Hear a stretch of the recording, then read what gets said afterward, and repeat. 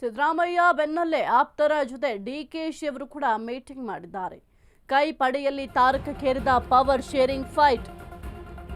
ಸಿದ್ದರಾಮಯ್ಯ ಅವರ ಬೆನ್ನಲ್ಲೇ ಈಗ ಆಪ್ತರ ಜೊತೆ ಡಿಕೆಶಿ ಅವರು ಮೀಟಿಂಗ್ ಮಾಡಿದ್ದಾರೆ. ಕೈ ಪಡೆಯಲ್ಲಿ ತಾರಕಕ್ಕೇರಿದ ಈ ಒಂದು ಪವರ್ ಶೇರಿಂಗ್ ಫೈಟ್. ಬೆಳಗಾವಿಯಲ್ಲೂ ಡಿಕೆಶಿ ಮತ್ತು ಟೀಮ್ ಡಿನ್ನರ್ ಪಾಲಿಟಿಕ್ಸ್.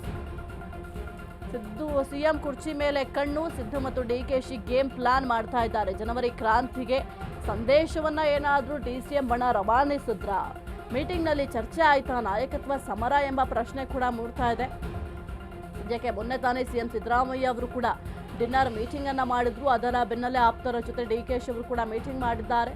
ಇನ್ನು ಪವರ್ ಶೇರಿಂಗ್ ಫೈಟ್ ಈ ಒಂದು ವಿಚಾರಕ್ಕೆ ಸಂಬಂಧಪಟ್ಟಂತೆ ಚರ್ಚೆ ಮಾಡಿರುವ ಸಾಧ್ಯತೆ ಕೂಡ ಕಾಣಿಸ್ತಾ ಇರುವಂಥದ್ದು. ಇನ್ನು ಮುಖ್ಯವಾಗಿ ಅಧಿವೇಶನ ಇರೋದ್ರಿಂದ ಅಧಿವೇಶನದ ಸಂದರ್ಭದಲ್ಲಿ ಈ ಒಂದು ಪವರ್ ಶೇರಿಂಗ್ ಅಥವಾ ನಾಯಕತ್ವ ಬದಲಾವಣೆ ವಿಚಾರವಾಗಿ ಯಾರು ಕೂಡ ಪ್ರಸ್ತಾಪ ಮಾಡಬಾರ್ದು ಅಂತ ಹೈಕಮಾಂಡ್ ಕೂಡ ಆದೇಶ ಕೊಟ್ಟಿದೆ. ಜೊತೆಗೆ ಸಿಎಂ ಡಿಸಿಎಂ ಇಬ್ಬರು ಕೂಡ ಸುದ್ದಿಗೋಷ್ಠಿಯನ್ನು ನಡೆಸಿದ ಸಂದರ್ಭದಲ್ಲೂ ಕೂಡ ಈ ಒಂದು ವಿಚಾರವಾಗಿ ನಮ್ಮಲ್ಲಿ ಯಾವುದೇ ರೀತಿಯ ಗೊಂದಲ ಇಲ್ಲ ಅಂತ ಕೂಡ ಹೇಳಿದರು. ಹಾಗಾಗಿ ಒಂದು ಅಧಿವೇಶನ ಮುಗಿದ ನಂತರ ಅಂದರೆ ಜನವರಿಯಲ್ಲಿ ಈ ಒಂದು ಪವರ್ ಶೇರಿಂಗ್ ವಿಚಾರಕ್ಕೆ ಸಂಬಂಧಪಟ್ಟಂತೆ ಏನಾದರೂ ಕ್ರಾಂತಿ ಆಗತ್ತಾ? ಕ್ರಾಂತಿ ಆಗೋದಾದ್ರೂ ಕೂಡ ಯಾವ ರೀತಿ ಸಿದ್ಧತೆಯನ್ನ ಮಾಡಿಕೊಳ್ಬೇಕು? ಜೊತೆಗೆ ಮುಖ್ಯವಾಗಿ ಸಿಎಂ ಸಿದ್ದರಾಮಯ್ಯ ಅವರು ಕೂಡ ಹೇಳಿದ್ರು, ಡಿಕೆ ಶಿವಕುಮಾರ್ ಅವರ ಬಳಿ ಶಾಸಕರ ಬೆಂಬಲ ಇಲ್ಲ ಅಂತ. ಬೆಳಗಾವಿಯ ಹೊರ ವಲಯದಲ್ಲಿ ಗುಪ್ತ್ ಮೀಟಿಂಗ್. ಡಿಕೆ ಆಪ್ತ ಸಚಿವರು ಶಾಸಕರು ಔತಣಕೂಟದಲ್ಲಿ ಭಾಗಿ. ನಾಯಕತ್ವ ಬದಲಾವಣೆ ಚರ್ಚೆ ವೇಳೆ ಡಿನ್ನರ್ ರಾಜಕೀಯ.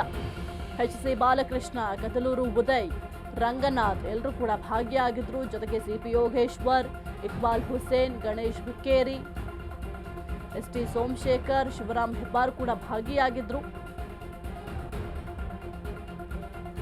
ಬೆಳಗಾವಿಯ ಹೊರ ವಲಯದಲ್ಲಿ ಗುಪ್ತ್ ಮೀಟಿಂಗ್ ಅನ್ನ ಮಾಡಲಾಗಿದೆ. ಡಿಕೆ ಆಪ್ತ ಸಚಿವರು ಶಾಸಕರು ಔತಣಕೂಟದಲ್ಲಿ ಭಾಗಿ.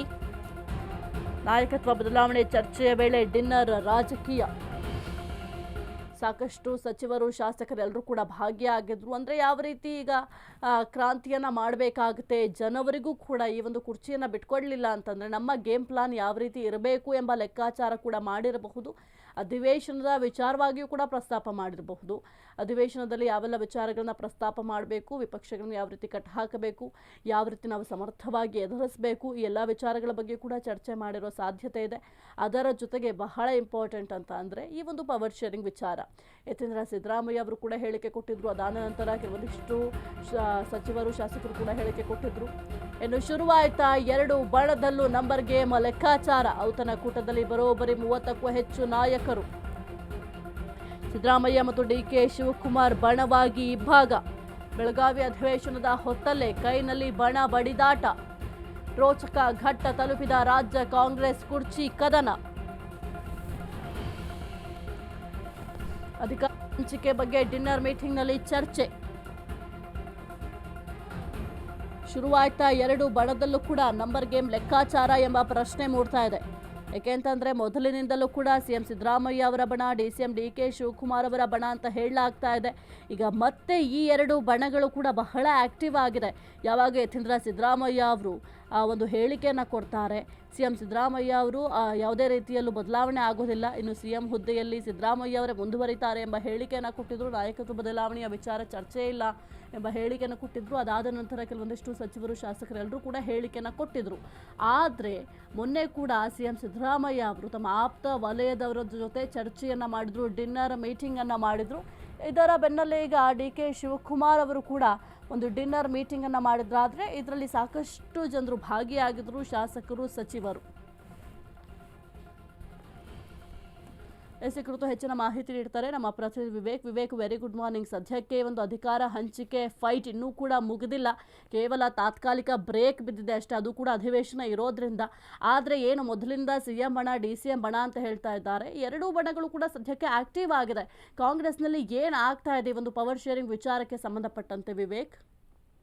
ಎಸ್ ಸಾಹಿತ್ಯ, ಪವರ್ ಶೇರಿಂಗ್ ಗೊಂದಲ ಕಳೆದ ಒಂದು 15 ದಿನಗಳಿಂದ ಕಾಂಗ್ರೆಸ್ ಪಾಳ್ಯದಲ್ಲಿ ದೊಡ್ಡ ಮಟ್ಟದಲ್ಲೇ ಕೇಳಿಬಂದಿತ್ತು. ಇದಕ್ಕೆಲ್ಲ ಬ್ರೇಕ್ ಹಾಕಬೇಕು ಅಂತ ಹೈಕಮಾಂಡ್ ನಾಯಕರು ಕೂಡ ಮುಂದಾಗಿ ಎರಡು ಉಭಯ ನಾಯಕರ ನಡುವೆ ಒಂದು ಬ್ರೇಕ್ಫಾಸ್ಟ್ ಮೀಟಿಂಗ್ ಗಳನ್ನ ಕೂಡ ನಡೆಸ್ತಾರೆ. ಆದ್ರೆ ಎಲ್ಲೂ ಕೂಡ ಬ್ರೇಕ್ಫಾಸ್ಟ್ ಮೀಟಿಂಗ್ ಒಂದೆರಡು ಮೂರು ದಿನಗಳವರೆಗೂ ಮಾತ್ರ ಸೈಲೆಂಟ್ ಆಗುತ್ತೆ. ಅದಾದ ಬಳಿಕ ಅಧಿವೇಶನದ ಪ್ರಾರಂಭದ ಮೊದಲನೇ ದಿನದಿಂದಲೇ ಇದು ಮತ್ತೆ ಆಕ್ಟಿವ್ ಆಗುತ್ತೆ. ಇಲ್ಲ ಒಂದ್ ಕಡೆ ಯತೀಂದ್ರ ಸಿದ್ದರಾಮಯ್ಯ ಅವರ ಹೇಳಿಕೆ ಕೂಡ ಇದಕ್ಕೆ ಇನ್ನೂ ಪ್ರಚಲಿತಗೊಳಿಸುತ್ತೆ ಅಂತಾನೆ ಹೇಳ್ಬೋದು.